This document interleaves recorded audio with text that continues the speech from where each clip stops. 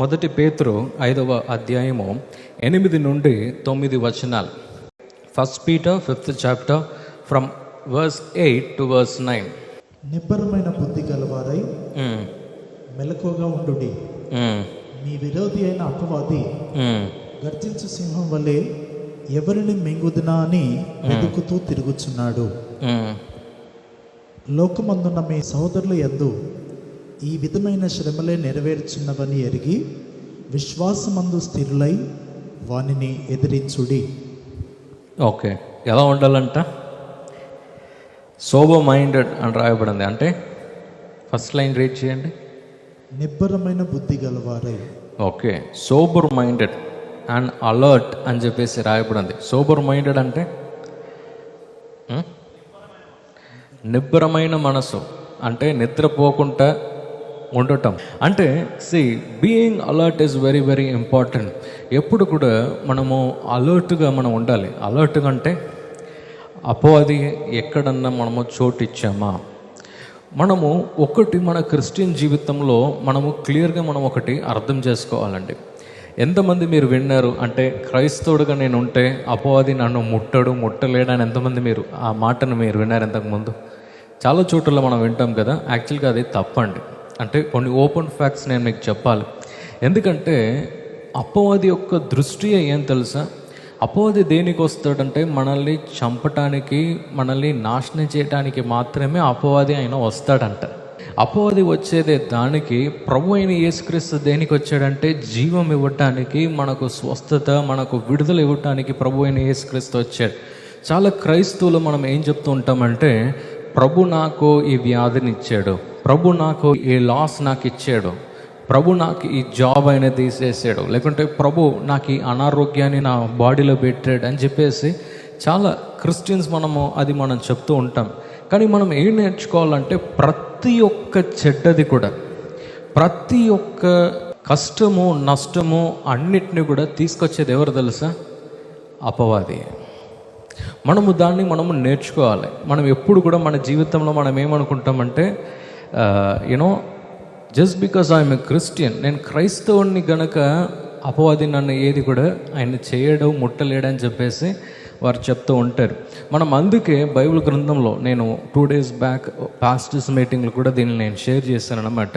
పేతురు ప్రభు అయిన యేసుక్రీస్తు యొక్క అపోస్తలు కదా, ఎంతమందికి తెలుసు కదా? పేతురు చాలా బలంగా పేతురుని ప్రభు వాడుకున్నాడు. కానీ పేతురుని కూడా ప్రభు చూసి ఆయన ఏమంటున్నాడు తెలుసా? అంటే సిలువకు వెళ్ళేటప్పుడు పేతురు ఏమంటున్నాడంటే, అయ్యా మీరేం చేయండి, సిలువకు వెళ్ళకండి అంటున్నాడు.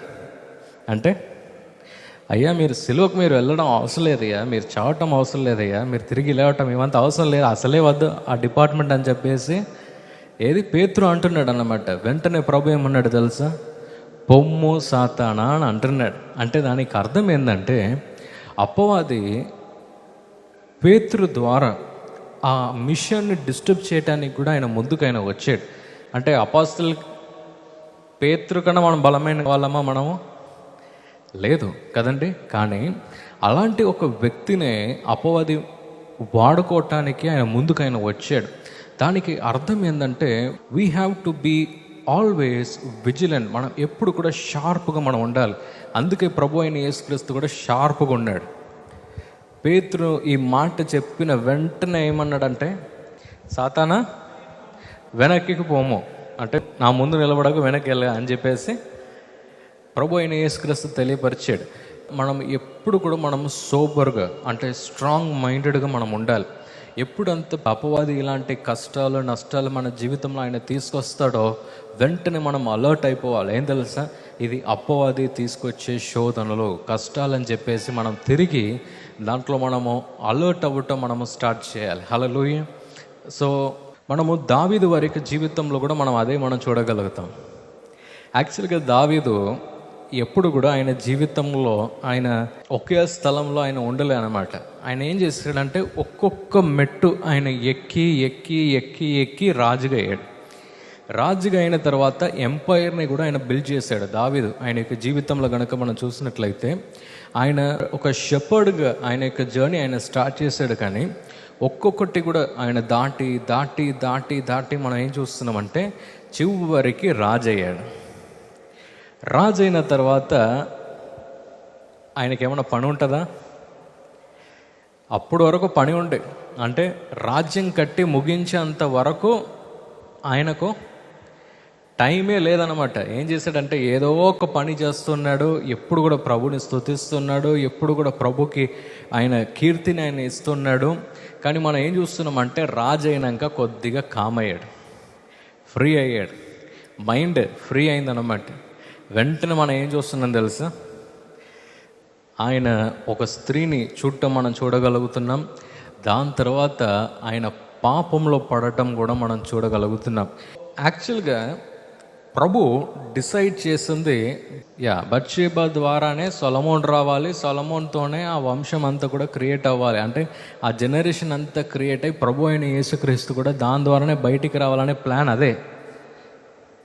కానీ దావీదు హరి అయ్యాడంటే ఎప్పుడు ఆయన సైలెంట్గా ఉన్నాడో అప్పది వచ్చి కొద్దిగా దూరాడు, అలర్ట్గా ఆయన లేనప్పుడు ఏమైంది తెలుసా? అపోది వచ్చి దూరాడు. ఇలా రాంగ్ రూట్లో బత్షెబాని ఆయన కలవటము, మరి మొదటి బిడ్డను ఆయన కోల్పోవటము, అన్నింటినీ కూడా మనం చూస్తూ ఉన్నాం. కానీ ప్రభు యొక్క ప్లానే బత్షెబా ద్వారా సొలొమోన్ రావాలి, సొలొమోన్ ద్వారానే ఆ వంశం ముందుకెళ్ళాలి, ప్రభు అయిన యేసుక్రీస్తు కూడా దాంతో బయటికి రావాలి. నేను కొద్దిగా డీప్గా వెళ్తున్నాను, కానీ ఇక్కడ మనం ఏం చూస్తున్నామంటే అదే ప్రభు చేసిన ప్లాన్.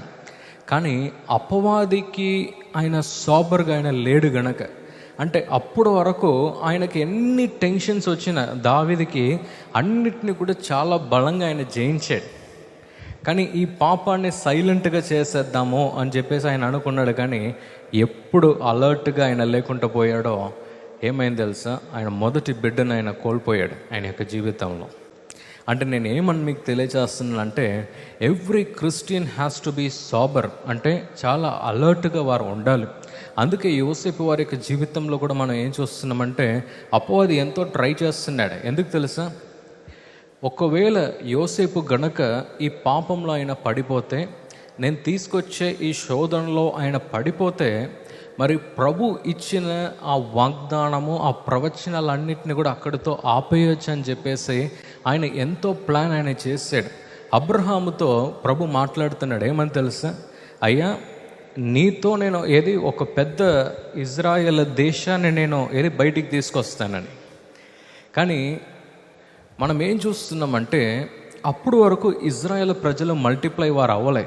అంటే ఆ వాగ్దానము నెరవేరాలంటే ఏం చేయాలంటే ఈ ఇజ్రాయేల్ ప్రజలందరూ కూడా ఈజిప్ట్ల పేరు వారు ఉండాలి. అక్కడ మనం ఏం చూస్తున్నామంటే అపవాది ఆయన ప్లాన్ చేస్తున్నాడు. ఒకవేళ నేను యోసేపుని నేను పడేస్తే ఏమవుతుందంటే అబ్రహాముకి ప్రభు ఇచ్చిన వాగ్దానం అన్నీ కూడా ఫెయిల్ అవుతుంది కదా.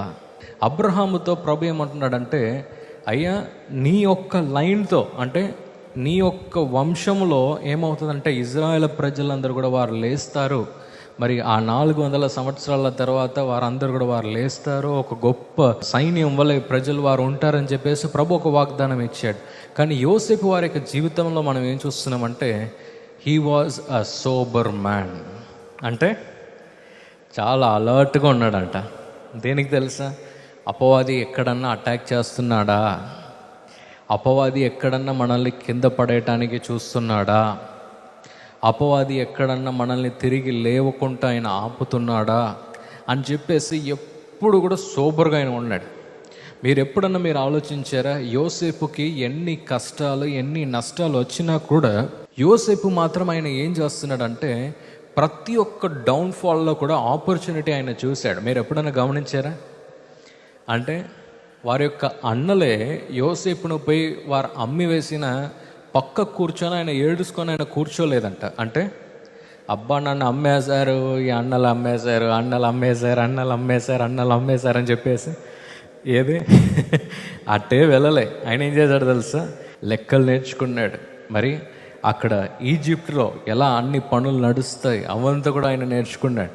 దాని తర్వాత మనం ఏం చూస్తున్నామంటే ఈ పోతీఫెర వారి యొక్క భార్య ఆయనను కింద పడేయాలని చెప్పేసి నిందలంతా వేసేసి యోసేపుని జైలుకు పంపించేస్తుంది. అప్పుడు యోసేపు జైల్లో ఉండి, అబ్బా నన్ను జైల్లో పడేశారు అని చెప్పేసి కూర్చొని ఆయన లేడండి, సాబర్గా ఆయన ఉన్నాడంట. అంటే అపవాది ఏం ట్రై చేస్తున్నాడు, నా జీవితంలో అపవాది ఏం ట్రై చేస్తున్నాడు అని చెప్పేసి అన్ని కోణాల్లో కూడా ఆయన ఆలోచించిన ఒక వ్యక్తిగా మనం చూడగలుగుతున్నాం.